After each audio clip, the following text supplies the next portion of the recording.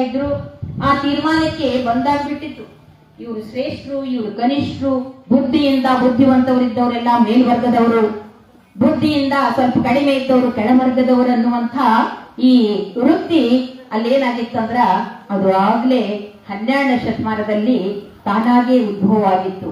ಆ ವೃತ್ತಿಯಿಂದ ಇವ್ರೇನ್ ಮಾಡ್ಬೇಕು, ಇದನ್ನ ಜನರನ್ನ ಪರಿವರ್ತನೆ ಮಾಡಬೇಕು ಅನ್ನುವಂಥ ದಿಟ್ಟ ನಿರ್ಧಾರವನ್ನ ಶಿವಶರಣರು ಕೈಗೊಂಡ್ರಲ್ಲೇ ಅಲ್ಲೇನ್ ಮಾಡಿದ್ರು ಅಂತಂದ್ರೆ, ವೃತ್ತಿಯ ಬಗ್ಗೆ ಹೇಳ್ತಾರೆ ಇಲ್ಲಿ ಶಿವಶರಣರು. ಕಾಶಿ ಕಮ್ಮಾರನಾದ, ಬೀಸಿ ಮಡಿವಾಳನಾದ, ಹಾಸನಿಕ್ಕಿ ಸಾಲಿಗನಾದ ಎಂದು ದೈಹಿಕ ಶ್ರಮದಲ್ಲಿ ಹೇಳುತ್ತಲೇ ಅವ್ರೇನ್ ಮಾಡಿದ್ರಂದ, ವೇದವನ್ನು ಓದಿದವ ಹಾರುವನಲ್ಲ ಎನ್ನುವ ಭೌತಿಕ ಶ್ರಮವನ್ನು ಆ ಸಾಲಿನಲ್ಲಿ ಎದ್ದು ನಿಲ್ಲಿಸ್ತಾರೆ. ಅಂದ್ರೆ ಕ್ರಿಯಾ ವ್ಯತ್ಯಾಸಗಳು ಇವೆಲ್ಲ ನಾವು ಏನ್ ಕೆಲಸ ಮಾಡ್ತೀವಲ್ಲ ಆ ಕ್ರಿಯಾ ವ್ಯತ್ಯಾಸಗಳೇ ಹೊರತು ಇವರೇ ಮಾಡಬೇಕು, ಇದೇ ಕಾಯಕ ಮಾಡಬೇಕು ಅನ್ನೋಂಥದ್ದಲ್ಲ. ಈಗ ಉದಾಹರಣೆಗೆ ಹೇಳ್ಬೇಕು ಅಂತಂದ್ರೆ ನೂಲಿಯ ಚೆನ್ನಯ್ಯರು ಕ್ಷತ್ರಿಯರಿದ್ರು. ಅವ್ರ ಶಕ್ತಿ ಸಾಮರ್ಥ್ಯದಿಂದ ಏನ್ ಮಾಡಿದ್ರಂದ್ರ ಕಟ್ಟಿಗೆ ಕೂಲಿ ಹೊರುವಂತದ್ದು ಕಟ್ಟಿಗೆ ಕಾಯಕವನ್ನ ಮಾಡಿದ್ರು. ಹಿಂಗ ನಮ್ಮ ಶಕ್ತಿ ಸಾಮರ್ಥ್ಯಕ್ಕೆ ಅನುಗುಣವಾಗಿ ನಾವು ಕಾಯಕವನ್ನ ಮಾಡಬೇಕು ಅನ್ನುವಂಥದ್ದನ್ನ ಅಲ್ಲಿ ಅವರು ಬಿಂಬವಾಗಿ, ಅಂದ್ರೆ ಎಲ್ಲ ಮನಸ್ಸನ್ನ ಮುಟ್ಟು ಹಾಗೆ ಅಲ್ಲೇ ಹೇಳಿದ್ರು ಅಂತ ಹೇಳ್ಬೇಕು. ಬ್ರಾಹ್ಮಣನ ಮಗ ಜ್ಞಾನವಂತ, ಅದನ್ನೇ ಮಾಡ್ಬೇಕನ್ನುವಂಥದ್ದಲ್ಲ. ಕ್ಷತ್ರಿಯ ಮಗ ಆಡಳಿತವನ್ನೇ ಮಾಡುವುದು, ವೈಶ್ಯನ ಮಗ ಏನ್ ಮಾಡ್ತಿದ್ದು ವಾಣಿಜ್ಯದಲ್ಲಿ ಇರುವಂತದ್ದು, ಇವೆಲ್ಲ ಶೂದ್ರರ ಮಗ ಕೆಲವೊಂದು ಸೇವೆಯನ್ನ ಮಾಡುವುದಂತ ಮುಂದಾಗಿರುವಂತದ್ದು, ಇದೆಲ್ಲ ಅಸ್ತಿತ್ವದಲ್ಲಿತ್ತು. ಅದಕ್ಕ ಅವರು ಶಿವಶರಣರು ಜಾತಿ ಮತ್ತು ವೃತ್ತಿಗಳ ಸಂಬಂಧಗಳ ಕೊಂಡಿಯನ್ನ ತಪ್ಪಿಸಬೇಕು ಅಂತಂದ್ರು. ಅದಕ್ಕ ಮುಂದುವರೆದು ತನ್ನ ಆಸಕ್ತಿ ಅನುಕೂಲತೆಗಳೊಂದಿಗೆ ಅವರು ವ್ಯಕ್ತಿ ಯಾವ ವೃತ್ತಿಯಾಗಲಿ ಯಾವ ಕಾಯಕ ಇರಲಿ ನನಗೆ ಅವಕಾಶವನ್ನ ಕಲ್ಪಿಸಿದ್ರು. ನಿನಗೆ ಯಾವ್ದು ಇಷ್ಟ ಆಗ್ತದ ಅದನ್ನ ಮಾಡಪ್ಪ ಅನ್ನುವಂಥದ್ದನ್ನ ಅಲ್ಲೇ ಬಸವಾದಿ ಶರಣರು ಇಲ್ಲಿ ಹೇಳಿದ್ರು ಅಂತ ಹೇಳ್ಬೋದು. ಒಟ್ಟಾರೆಯಾಗಿ ಶರಣರು ಏನ್ ಹೇಳ್ತಾರಂದ್ರೆ, ಶ್ರಮ ನನಗೆ, ಶ್ರಮದ ಪ್ರತಿಫಲ ನಮಗೆ ಅಂತ ಹೇಳಿದ್ರು. ಶ್ರಮ ನನಗಿರ್ಲಿ, ನಾನೇ ದುಡಿಬೇಕು. ಸಾಯಿಲ್ಲ ಅಂದ್ರೆ ಸ್ವರ್ಗ ಸಿಗಲ್ಲ, ನಾವು ಸಾಯ್ಬೇಕಾಗ್ತದ. ನನ್ನ ಕರ್ಮ ಅದು ಅಂತಲ್ಲ, ನಮ್ಮ ಕರ್ಮಗಳು ನಮ್ಮ ಧರ್ಮಗಳು ಏನೇನೋ ನಮ್ಮಿಂದ ಬರ್ತದ. ಹಾಗಾಗಿ ಶಿವಶರಣರು ಏನ್ ಹೇಳಿದ್ರಂದ್ರೆ, ಶ್ರಮ ನಮಗೆ, ಶ್ರಮ ನನಗೆ, ಶ್ರಮದ ಪ್ರತಿಫಲ ನಮಗೆ ಅಂತೇಳಿ ಎಂದು ಸಾರಿದ್ರು ಅಂತ ಹೇಳ್ಬೋದು. ಅಂದ್ರೆ ಇದು ಕಾಯಕ ದಾಸೋಹದ ಒಂದು ದೊಡ್ಡ ಸೂತ್ರವೇ ಆಗಿತ್ತು. ಇದನ್ನು ಬರೆದಿಟ್ಬಿಟ್ಟಿದ್ರು ಅವರು.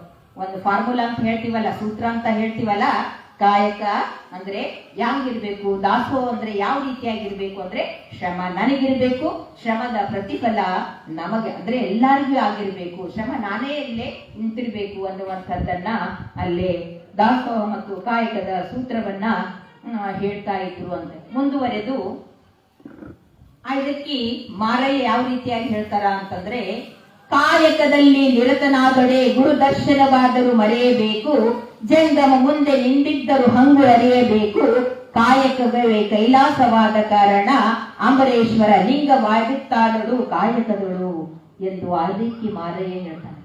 ನೋಡ್ರಿ, ಕಾಯಕದ ಬಗ್ಗೆ ಎಷ್ಟು ಪರಾಕಾಷ್ಠೆಗೆ ಎತ್ತುವಂತ ವಚನ ಇದೆ.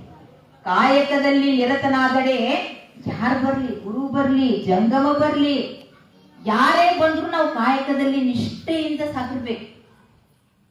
ಅದನ್ನ ಮರ್ತು ಇವ್ರು ಬಂದ್ರು ಅನ್ನೋಂಥದ್ದು ಬೇಡ ಅನ್ನುವಂಥದ್ದ ವಚನಗಳನ್ನ ಅಲ್ಲೇ ಬರೆದಿರುವಂತದ್ದು ಅಲ್ಲೇ ಐದಕ್ಕಿ ಮಾರಯ್ಯನವರ ವಚನದಲ್ಲಿ ಬಿಂಬಿತವಾಗಿದೆ. ಇನ್ನು ಮುಂದುವರೆದು ಹೇಳ್ಬೇಕಾದ್ರೆ, ಆವ ಕಾಯಕವನ್ನಾದರೂ ಮಾಡಿ ಸ್ವಕಾಯಕವನ್ನೇ ಮಾಡಿ ಗುರುಲಿಂಗ ಜಂಗಮರ ಮುಂದಿಟ್ಟು ಒಕ್ಕುವ ಹಾರೈಸಿ ಮುಕ್ಕುವ ಕೈಗೊಂಡು ವ್ಯಾಧಿ ಬಂದೊಡನೆ ನರಳು ಬೇನೆ ಬಂದೊಡನೆ ವರಲು ಜೀವ ಹೋದೊಡನೆ ಸಾಯಿ ಇದಕ್ಕೆ ದೇವರ ಹಂಗೇಕೆ. ಬಾಪು ರದ್ದೆಯ ಸೋಮು ಹುಲ್ಲು ಮಾರುವಂತ ಸೋಮಯ್ಯ ಹೇಳಿರುವಂತ ಕಾಯಕ ಯಾವ್ದಾರ ಇರ್ಲದು, ಸ್ವಕಾಯಕ ಮಾಡ್ರಿ. ಒಂದ್ ವೇಳೆ ಏನೋ ಬ್ಯಾನಿ ಬಂತಂದ್ರ ಹೊರಗ್ರಿ, ಸಾವು ಬಂತಂದ್ರ ಸಾಯ್ರಿ. ಇದಕ್ಕ ದೇವರನ್ನ ನಾವು ನಿಂದಿಸಬಾರ್ದು, ಅದು ನಮ್ಮ ಕರ್ಮ. ನಾನೇನು ಮಾಡಿಲ್ಲ ನೋಡ್ರಿ, ಅವ್ರೆಲ್ಲ ಇಷ್ಟು ಪಾಪ ಮಾಡ್ಯಾರ, ಅವ್ರಿಗೆ ಎಷ್ಟು ಚಲೋ ಇಟ್ಟ ನೋಡ್ರಿ ದೇವ್ರು, ನಾ ಎಷ್ಟು ಒಳ್ಳೆ ಕೆಲಸ ಮಾಡೀನಿ, ಅದೇ ಆಗೋ ಪಾಪ ನಮಗಂತಾರಲ್ರಿ, ಹಂಗಾಗ್ಬಾರ್ದು.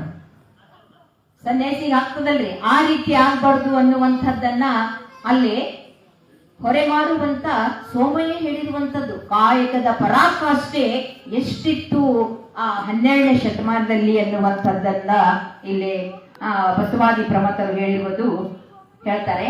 ಮುಂದುವರೆದು ಬಸವಣ್ಣನವರು ಇವರೆಲ್ಲ ಮಾಡುತ್ತಿರುವಂತ ಕಾಯಕವನ್ನು ನೋಡಿ ಐದಕ್ಕಿ ಮಾರಯ್ಯ ಮತ್ತು ಲಕ್ಕಮ್ಮರನ್ನ ಕುರಿತು ಒಂದು ವಚನವನ್ನೇ ಹೇಳ್ತಾರೆ.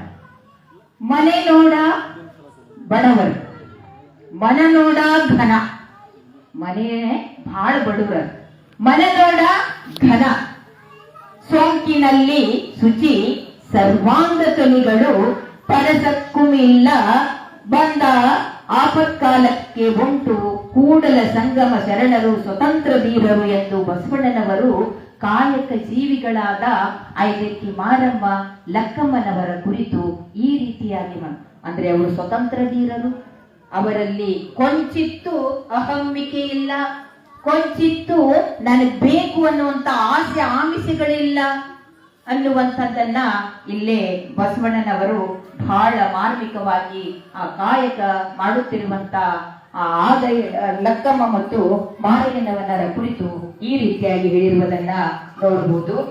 ಮನ ಶುದ್ಧ ಇಲ್ಲದವನಿಗೆ ದ್ರವ್ಯದ ಬಡತನವಿಲ್ಲ, ಮನ ಶುದ್ಧ ಇಲ್ಲದವನಿಗೆ ಅಂದ್ರೆ ಶುದ್ಧ ಇಲ್ಲದವನಿಗೆ ಬಡತನ ಇಲ್ಲ. ನಮ್ಮ ಮನಸ್ಸಿದ್ದಂಗೆ ಮಹಾದೇವ ಅಂತೀವಲ್ರಿ, ಹಾಗಾಗಿ ಮನ ಶುದ್ಧ ಇದ್ದಾಗ ಬಡತನನೇ ಇಲ್ಲ.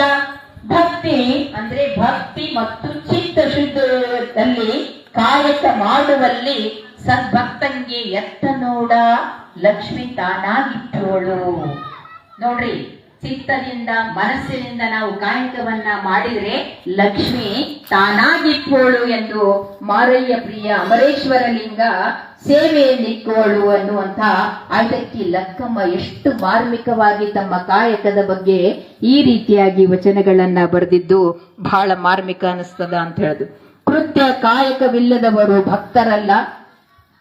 ನೋಡ್ರಿ, ಇದು ಹೆಂಗ ಹೇಳ್ಯಾರ, ಭಕ್ತರಲ್ಲ ಎಂತವ್ರು. ನಾ ಭಕ್ತಿ ನಾನು ಭಾರಿ ಮಾಡ್ತೀನಿ ಅಂತ ಹೇಳ್ತೀವಿ, ಆದ್ರೆ ಅವ್ರು ನೋಡ್ರಿ, ಕೃತ್ಯ ಕಾಯಕದಲ್ಲದವರು ಭಕ್ತರಲ್ಲ, ಸತ್ಯ ಶುದ್ಧವಿಲ್ಲದ ದುಡ್ಡು ಅಂದ್ರೆ ಕಾಯಕವಲ್ಲ, ಆಸೆ ಎಂಬುದು ಭವದ ಬೀಜ, ನಿರಾಸೆ ಎಂಬುದು ನಿತ್ಯ ಮುಕ್ತಿ, ಉರುಲಿಂಗ ಬೆಡ್ಡುಗಳನ್ನರಿಸಿ ಶರೀರವೇ ಅಂದ್ರೆ ಸಹಿಸೆಯ ಕಾಣಪ್ಪ ಅನ್ನುವಂತ ಪುಣ್ಯ ಸ್ತ್ರೀ ಕಾಳವ್ವ ಹೇಳಿರುವಂಥದ್ದು.